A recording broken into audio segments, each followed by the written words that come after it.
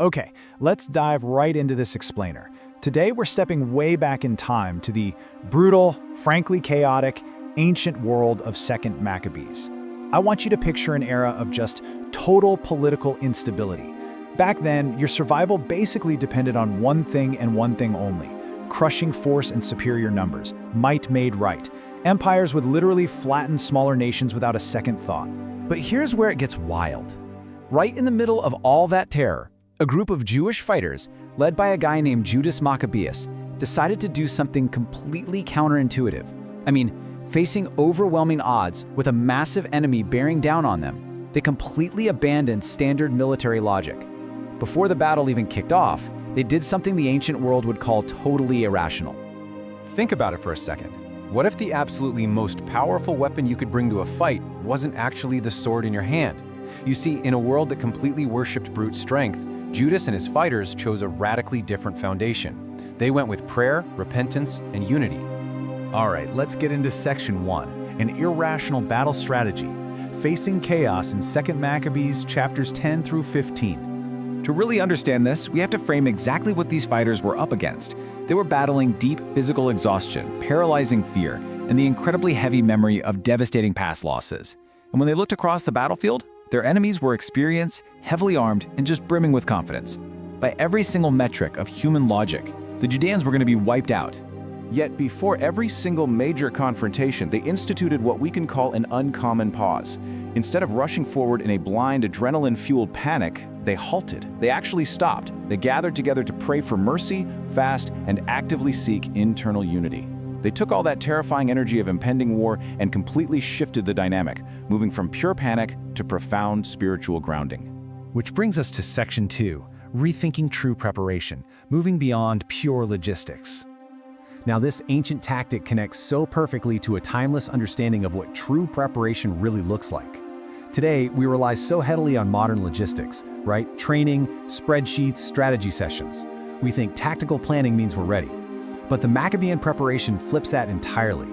They focus intensely on moral, emotional, and spiritual alignment. They truly believe that internal readiness was actually way more vital than just lifting a weapon. And you see this play out in the specific rhythm of leadership that Judas established. Don't get me wrong, they still prepared intensely. They absolutely sharpened their swords. But they paired that physical readiness with prayer and reflection. And doing that allowed them to act boldly and fiercely, but not recklessly. Ultimately, they trusted the outcome to something higher.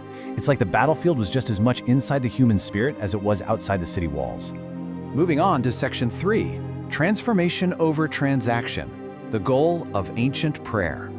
To really grasp their strategy, we have to look at how this completely broke the mold of ancient religion. Back then, religion was mostly transactional. It was like a cosmic vending machine. You give the gods a sacrifice, you ask for a favor, out pops a victory. But Judas and his fighters, they practiced transformational prayer.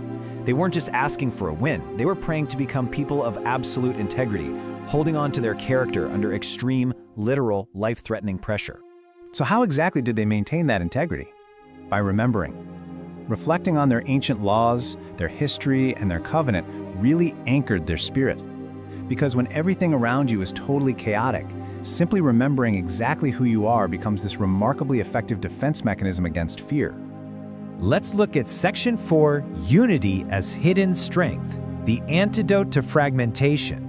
Listen, unity here wasn't just some ancient version of a corporate team-building buzzword. It was the literal foundational glue that prevented their collapse. They moved as a single collective. They prayed together, they suffered together, they fought together. This shared dependence forged an absolutely unbreakable bond. There were no lone wolf heroes looking for individual glory here. They survived precisely because they were deeply cohesive.